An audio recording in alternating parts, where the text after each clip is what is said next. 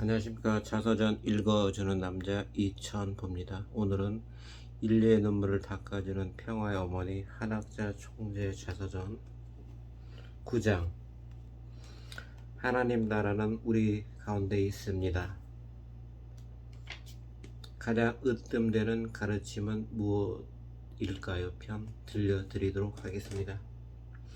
우리에게는 많은 가르침이 있습니다. 가정에서 어머니 아버지의 밥상머리 가르침이 있고, 학교에서 선생님의 따끔한 가르침이 있습니다. 3분의 이치를 규명하는 과학이 있고, 가난에서 벗어나게 해주는 경제학도 있습니다. 또 사회 나가면 선배들이 올바른 직장 생활의 자세를 가르쳐 줍니다. 그 가르침들은 모두 중요하며 삶을 더 밝고 지혜롭게 해줍니다. 지식과 지혜는 우리가 언제까지나 추구해야 할 소중한 가치입니다. 그러한 모든 가르침 중에서 가장 으뜸되는 가르침은 무엇일까요? 바로 종교입니다. 종교라는 단어는 마르종과 가르칠 교로 이루어져 있습니다. 곧 종교는 모든 교육과 진리 중에서 가장 으뜸되는 가르침입니다. 공자, 석가, 예수, 무함마드를 비롯한 여러 종교 창도자들의 교리는 시대를 뛰어넘어 인간의 양심을 지켜주고 문명을 이끌어온 원동력이었습니다. 따라서 모든 종교는 죄악의 세계를 청산하고 신과 인간이 바라는 이상 세계를 만드는 삶의 동반자입니다. 오늘날 이기주의가 보편화되어 버린 것은 가슴 아픈 현실입니다. 생활수준이 향상되고 기술이 발전하는 것에 비해 사람들은 날이 갈수록 점점 더 소외되고 자신의 나라와 사회, 심지어는 가정에 대해서도 책임감을 갖지 않습니다. 이혼율이 날로 증가하는 것은 부부가 서로 결혼에 대한 책임을 지지 않고 있다는 증거입니다. 부모는 아들, 딸에게 합당한 책임을 지지 아니하고 아들, 딸은 부모를 저버리고 오로지 자신의 욕망이나 욕심만 챙기려 합니다. 자녀로 지은 인간을 이러할진대 하나님은 얼마나 가슴이 아프시겠습니까? 지금까지 세계적으로 많은 종교가 있었습니다. 과연 그 종교들은 우리에게 무엇을 가르쳐 주었을까요? 모든 종교는 먼저 신에 대해 올바로 가르쳐 줘야 합니다. 신의 존재를 알리는 일도 중요하지만 우리 인류와의 관계를 밝혀주는 것이 무엇보다 중요합니다. 하나님이 계시다면 어떠한 분으로 계시는가? 하나님의 사랑은 어떠한가를 하나하나 가르쳐주는 종교가 참된 종교입니다. 나는 5대양 6대주 수백 수천 킬로미터 땅끝까지 말씀을 전하기 위해 혼신을 다했습니다.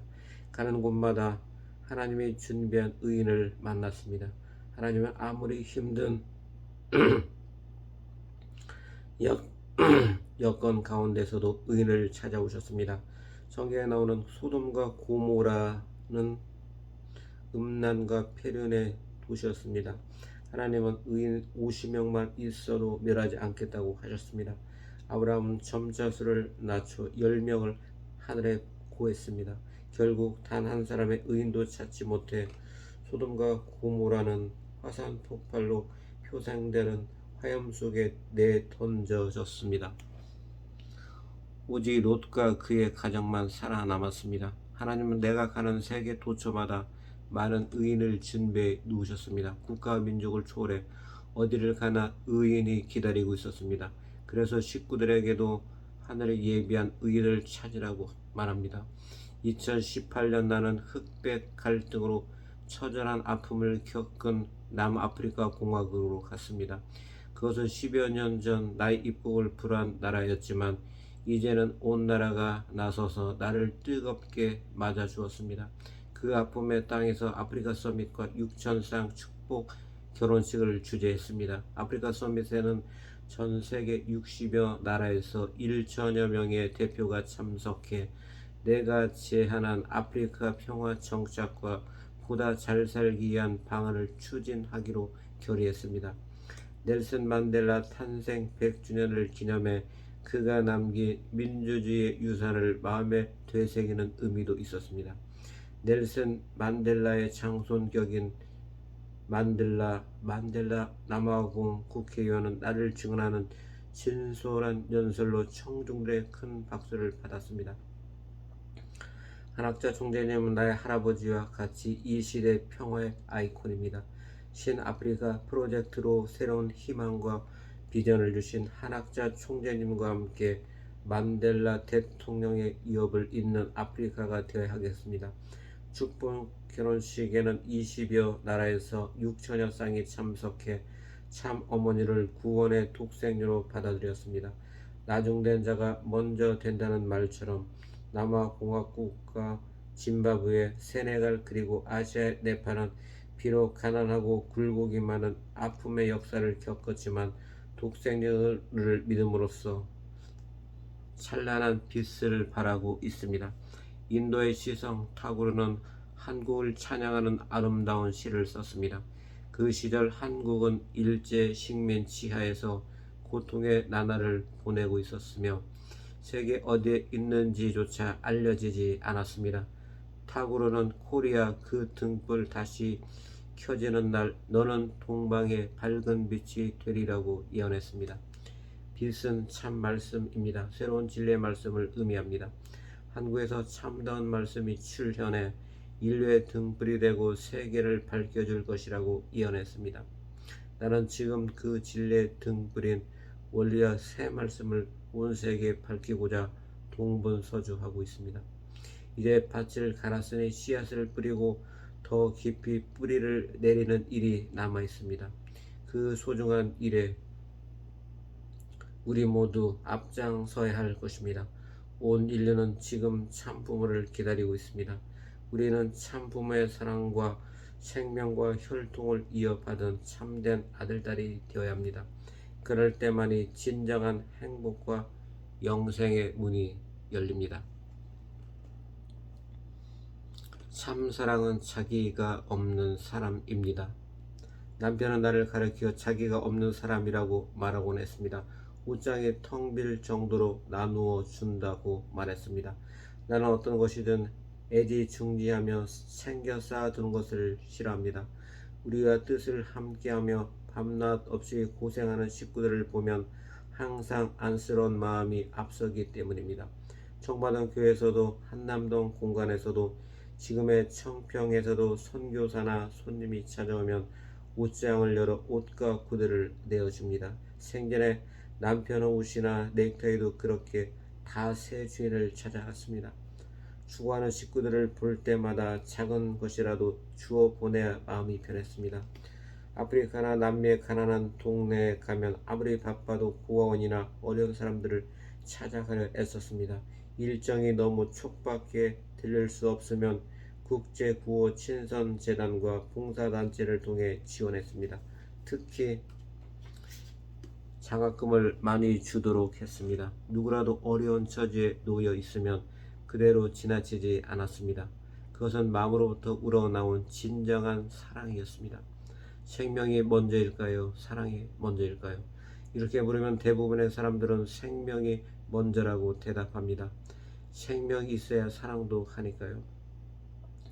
그러나 사랑이 먼저입니다. 모든 존재의 출발점은 생명입니다. 그런데 그 생명이라는 것은 사랑에서 잉태되었습니다. 그래서 생명보다 사랑이 더 먼저입니다. 우리의 몸과 마음은 부모에게서 나왔습니다. 어머니 아버지의 사랑이 아니었다면 나는 이 세상에 존재하지 못합니다. 그러므로 생명을 버릴지언정 사랑을 버려서는 안 됩니다. 인간은 사랑에서 태어났고 사랑의 길을 가야 하고 사랑을 위해서 죽어야 합니다. 그러나 순간적인 사랑, 조건을 따지는 사랑을 탐닉해서는 안 됩니다. 영원하고 순수한 사랑을 지녀야 합니다. 우리에게 필요한 사랑은 절대적 사랑이며 참사랑입니다. 참사랑은 이해하는 사랑입니다. 그래서 참된 사랑은 섬김을 받는 것이 아니라 남을 섬기는 사랑입니다. 또한 참사랑은 끊임없이 용서하는 것입니다. 예수님은 7번씩 70번이라도 용서하라고 하셨습니다. 십자가상에서도 자신을 창검으로 찌르는 로마 병정들을 향해 저들이 알지 못하여 그러하오니 저들을 용서하여 주시옵소서라고 간구했습니다. 문 총재 역시 일제 강점기에 경기도 경찰부에서 자신을 혹독하게 고문했던 일본인 형사의 생명을 구해 주었습니다.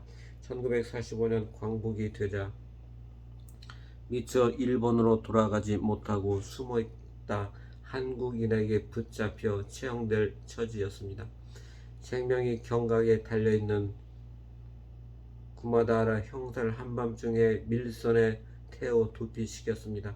원수나 다름없는 자를 용서하고 피신시키는 일은 하루아침에 이루어지지 않습니다. 이미 마음으로부터 모든 것을 용서하고 원수의 얼굴에서 하나님의 모습을 찾으려고 노력하지 않고는 쉽게 행할 수 없는 일입니다. 원수를 원수라 생각하지 않고 오히려 그를 위해 기도하면서 용서했기에 가능한 일이었습니다.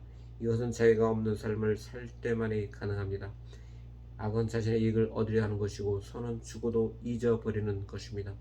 참 사랑은 죽어도 잊어버릴 때 번성합니다. 사랑은 주면 줄수록 줄어드는 것이 아니라 새롭게 샘솟아 더욱 풍성해집니다. 영원히 마르지 않는 샘과 같아서 해도 끝이 없습니다. 사랑의 길은 진정 좋은 것을 주고도 부족함을 느끼는 것입니다. 좋은 것을 주고 그것을 자랑으로 여기는 것이 아니라 더 좋은 것을 주지 못해 안타까워하는 것이 참된 사랑입니다. 사랑은 원과 같이 돌고 돕니다. 끝이 나지 않습니다. 끝을 느끼는 사랑은 사랑이 아닙니다. 참된 사랑은 영원하면서 또한 변치 않습니다. 시대가 아무리 변하고 환경이 바뀌어도 참사랑은 그대로입니다. 참사랑은 누구나 다 원합니다.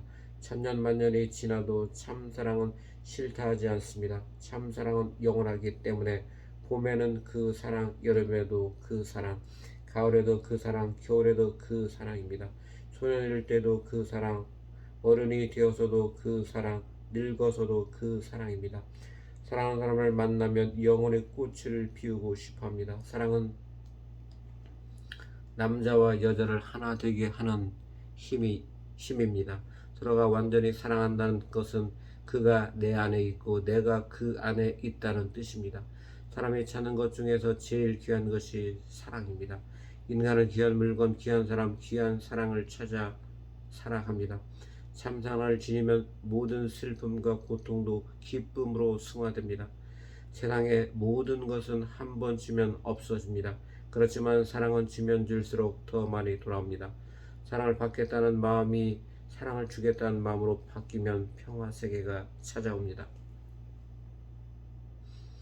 하늘을 대한 효정, 세상의 빛으로 나는 강원도 평창의 바랑산에 종종 오릅니다. 해발 1458m인 그 산의 기슭에 휴양지로 잘 알려진 용평 리조트가 있습니다. 오래전 국민 드라마로 인기를 끌었던 겨울연가의 멋진 무대이기도 합니다. 산 꼭대기에 오르면 세상에 하나밖에 없는 신기한 나무가 있습니다. 나는 그 나무를 마유목이라 이름 붙였습니다. 전혀 다른 두 종류의 나무가 한 몸통이 되어 마치 한 나무처럼 살아갑니다. 수백 년 된 야광나무는 어머니이고 그 품 안에서 자란 마가나무는 아들입니다. 서로 의지하며 사이좋게 살아가는 모자나무입니다.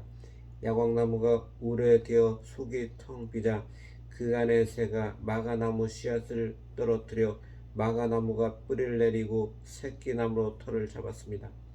야광나무는 마치 아기를 양육하듯 마가나무에게 영양분을 제공하며 품 안에서 점차 키워나갔습니다. 마가나무는 차츰 자라나 깊이 뿌리를 내리고 마치 어머니를 봉양하듯 야광나무를 보살피며 공생합니다. 허공에는 두 종류의 나무가 각각 꽃과 열매를 맺습니다. 식물에 불과할지라도 아름다운 모자의 사랑과 배려, 깊은 정을 담고 있어 더할 나위 없는 효정의 본복입니다. 효정이라는 단어를 처음 접하는 사람들은 대부분 고개를 갸우뚱합니다. 알듯하면서 그 뜻을 정확히 말하기가 쉽지 않기 때문입니다. 효도를 하는 정성이라는 뜻인가요? 아니면 효도의 마음이라는 뜻인가요? 어떤 사람은 이렇게 묻기도 합니다. 혹시 이 효정이라는 단어가 효정입니까? 효정은 참된 정을 다한다는 뜻이므로 과히 잘못된 풀이는 아닙니다. 그러나 내가 처음으로 사용한 효정은 그보다 더 깊고 넓은 뜻을 지니고 있습니다. 효는 동양에만 있는 단어입니다. 영어로 굳이 말하 하자면 필리얼 듀티입니다. 그러나 부모에 대한 자식의 의무라는 의미로 효의 깊은 뜻이 담기지는 못했습니다.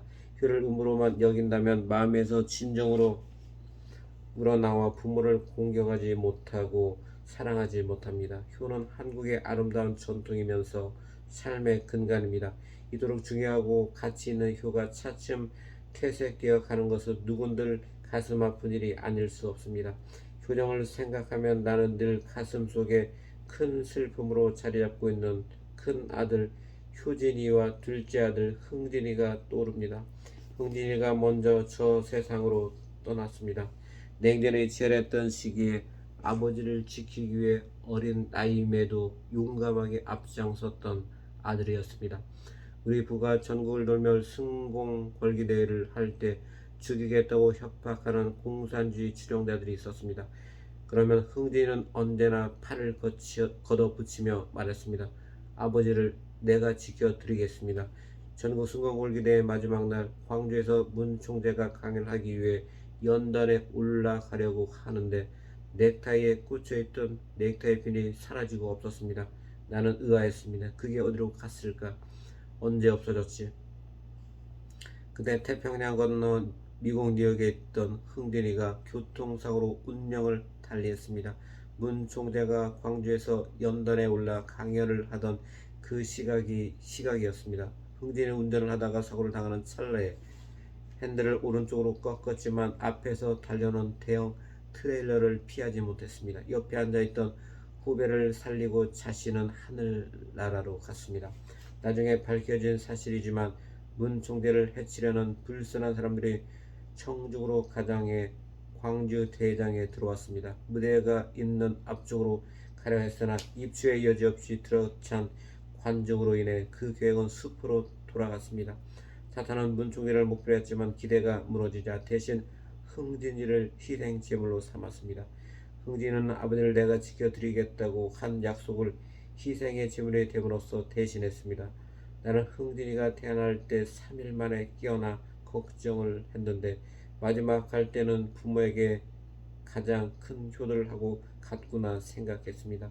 그 깊은 효정을 우리 통일교회 식구들은 가슴에 고스란히 간직하고 있습니다. 그나들 효진이는 음악을 좋아했습니다. 오늘날 통일교회 식구들 가운데 음악을 하는 청년이 많은 것은 효진이의 영향도 적지 않습니다. 그나들답게 어렸을 때부터 입버릇처럼 말했습니다. 효자는 내 거야. 그러나 엄마를 바라보는 마음은 편치 않았던 듯합니다. 친구들의 엄마에 비해 가진 것이 없고 늘 바쁘기 때문이었습니다. 그런 엄마를 위로해 주려고 큰 소리로 장담하곤 했습니다. 엄마, 내가 잘하면 엄마에게 모든 것을 다 해주겠어. 우리 부부가 1970년대 초 미국에서 활동할 때 동양 사람은 어디를 가든 무시당했습니다. 한국인이건 일본인이건 가리지 않고 무조건 차이니즈라 불렀습니다. 그 시대 문 총재는 50개 주를 돌며 순회 강연을 했습니다. 우리에게 공감하는 사람도 많았지만 비웃는 사람도 많았습니다. 효진은 아버지 어머니를 따라다니며 그 모습을 모두 보았습니다.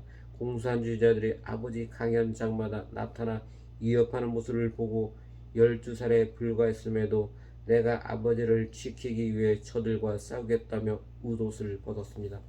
그러다가 점차 세상 사람들이 말씀을 받아들이게 하는 데는 노력과 시간이 필요하다는 것을 깨달았습니다. 별이바람처럼 몰아서 한꺼번에 효과적으로 전할 수 있는 방법이 없을까 생각하고 또 생각했습니다. 바로 이거야. 무릎을 치며 찾아낸 것이 메탈 음악이었습니다. 음악으로 사람의 마음을 받고 교회로 인도해야겠다고 결심하고 3년 동안 1만 곡을 만들어냈습니다. 작사와 작곡을 스스로 다 했습니다. 하루에 10곡 가까이 창작한다는 것은 평범한 사람에게는 거의 불가능에 가까운 일입니다. 그것을 3년 동안 매일 반복한다는 것은 더욱더 어렵습니다. 효진은 자신을 돌보지 않고 밤낮 창작에 몰두했습니다. 그 일이 부모님을 기쁘게 해드릴 수 있는 효정의 마음이고 세상을 위해 자신이 해야 할 사명이라 여겼습니다. 그 많은 노래 중에 사람들은 기적 소리를 가장 좋아했습니다. 님께서 바라시는 나를 찾아야지, 두근거리는 내 가슴은 님을 위해 뛰어가는 기적소리야. 노래 감명받은 사람들이 늘어나고 식구들이 늘어나면서 사탄의 질투도 커졌습니다. 효진 음악의 물때 밤낮으로 작사와 작곡, 노래에 매달렸습니다. 2007년 서울올림픽 경기장에서 콘서트를 하고 일본으로 건너가 콘서트 투어를 한 것이 마지막이었습니다.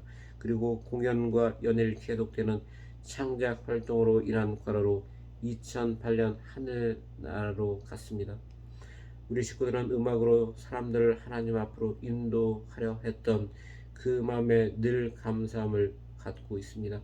효진의 불꽃 같은 음악은 어머니 아버지를 위한 효정이었습니다. 그 효정의 정신을 이어받기 위해 매년 가을 문총재를 추모하기 위한 천주 성화 축제가 열리면 효진이를 기리는 효정 페스티벌도 함께 열립니다. 부모를 위해 내가 무엇을 할 것인지 고민하고 그 길로 용감히 나가는 사람이 효자입니다. 그런 효자는 섬김의 정신으로 사람들을 대하기에 어느 곳에서도 환영받고 반드시 뜻을 이룹니다. 나 아닌 다른 사람을 모두 섬기는 효정은 그래서 위대합니다. 나는 문총재 성화 4주년에 효정의 아름다운 씨앗을 세상에 뿌렸습니다. 한국 전통의 심요 정성 기간인 3년이 지난 뒤부터 추모제는 그때까지와는 다르게 열렸습니다. 슬픔을 잊고 새로운 희망과 평화를 열어가는 축제의 장으로 변화했습니다. 2016년 8월 하늘에 대한 효정, 세상의 빛으로를 주제로 선포한 추모제는 지구촌 곳곳에 사랑의 손길이 폭풍우처럼 퍼져나간 기쁨의 한마당이었습니다. 잡음의 발자취를 되돌아보는 한편 다채로운 문화 경연도 펼쳐졌습니다. 밥이 사랑이다를 모토로 화합통일 비빔밥 나눔 대축제도 열었습니다. 근소대 쌀밥과 맛난지를 가득 넣고 비빔밥을 만들어 식구들이 오순도순 나눠 먹었습니다. 커다란 주걱을 들고 내가 직접 밥을 비비면서 세계 인류가 한식으로 화합하기를 염원했습니다. 4주년 추모제에는 즐거운 공연뿐만 아니라 다양한 프로그램이 있었습니다. 한 달여 동안 강연과 세미나 행사가 국내 여러 곳에서 열려 우리가 나갈 방향을 모색하는 진중한 시간도 가졌습니다. 남편이 성화하던 날을 나는 지금도 기억합니다. 조상의 교회로 돌아가 신령과 진리로서 교회를 부흥시키겠다고 한 약속을 가슴 깊이 새기고 있습니다. 아내로서 남편을 추앙하는 것과 똑같이 내 가슴에는 효진이와 흥진이의 효정이 살아 숨쉬고 있습니다. 그 효정이 사람들에게 전해져 모두가 다른 사람을 위하여 살고 섬기며 살아간다면 그곳이 진정한 천국이 됩니다. 다른 무엇보다 효는 인간의 가장 큰 실천 덕목이자 삶의 영원한 기도입니다. 효도는 부모님이 살아계실 때 해야 합니다. 부모님이 떠난 자리에서 아무리 효도한다고 발버둥을 쳐도 이미 때는 지나간 뒤입니다. 이 순간이 얼마나 귀하고 자랑스러운 때인가를 알아야 합니다. 이처럼 숭고한 가치가 새롭게 발현된 효정의 빛은 한국에서 출발해 아시아를 넘어 세계를 비추는 찬란한 빛이 되었습니다. 오늘은 여기까지 들려드리도록 하겠습니다.